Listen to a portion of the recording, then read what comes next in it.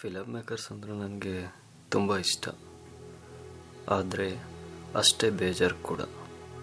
ಯಾಕೆ ಅಂತೀರಾ? ನಮ್ಮಂಥ ಲಕ್ಷಾಂತರ ಜನನ್ನ ನಗಿಸ್ತಾರೆ, ಅಳಿಸ್ತಾರೆ, ಗೊತ್ತಿಲ್ಲದೇ ಇರೋ ಫೀಲಿಂಗ್ಸ್ನ ನಮ್ಮೊಳಗೆ ಫೀಲ್ ಆಗೋ ಹಾಗೆ ಫೀಲ್ ಮಾಡಿಸ್ತಾರೆ. ಮನಸ್ಸಲ್ಲಿ ಎಷ್ಟೇ ದುಃಖ ಇದ್ದರೂ ಅದನ್ನು ಮರೆಸಿ ನಗಿಸ್ತಾರೆ.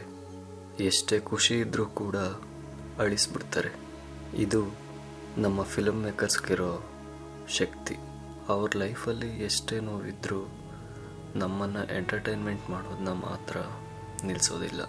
ಹಗಲು ರಾತ್ರಿ ಊಟ ನಿದ್ದೆ ಎಲ್ಲನೂ ಬಿಟ್ಟು ನಮ್ಮ ಖುಷಿಗೋಸ್ಕರ, ನಾವು ಅವರಿಗೆ ಕೊಡೋ ಪ್ರೀತಿಗೋಸ್ಕರ ಕೆಲಸ ಮಾಡ್ತಾರೆ. ವಿಪರ್ಯಾಸ ಏನಂದರೆ, ವರ್ಷಕ್ಕೆ 250ರಿಂದ 300 ಸಿನಿಮಾಗಳು ರಿಲೀಸ್ ಆಗ್ತವೆ.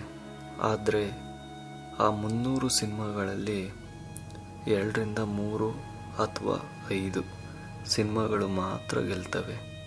ಒಂದು ವರ್ಷದಲ್ಲಿ 250ರಿಂದ 280 ಸಿನಿಮಾಗಳು ಬರೀ ಫೇಲ್ಯೂರ್ನೇ ಕಾಣ್ತಿದ್ದಾವೆ.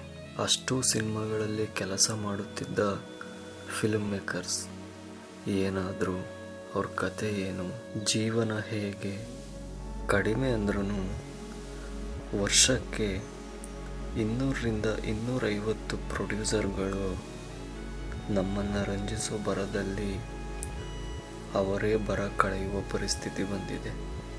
ಇದು ಬರೀ 1 ವರ್ಷದ ಕತೆ ಆದರೆ ಜಸ್ಟ್ ಇಮ್ಯಾಜ್ ಮಾಡಿ, ಇಷ್ಟು ವರ್ಷದಲ್ಲಿ ಅದೆಷ್ಟು ಫಿಲ್ಮ್ ಮೇಕರ್ಸ್ ಜೀವನ ಕಳೆದುಕೊಂಡಿರಬಹುದು. ಇಲ್ಲಿ ಗೆದ್ದವರ ಬಗ್ಗೆ ಎಲ್ಲರೂ ಹೇಳ್ತಾರೆ, ಎಲ್ಲರೂ ಮಾತಾಡ್ತಾರೆ, ಇಡೀ ಪ್ರಪಂಚಕ್ಕೆ ಅವರ ಮುಖವನ್ನು ಪರಿಚಯ ಮಾಡಿಸುತ್ತಾರೆ. ಆದರೆ ಸೋತವನ ಕತೆ ಬರೀ ಕನಸಿನ ಕಥೆಯಾಗಿಯೇ ಉಳಿದು ಬಿಡುತ್ತದೆ.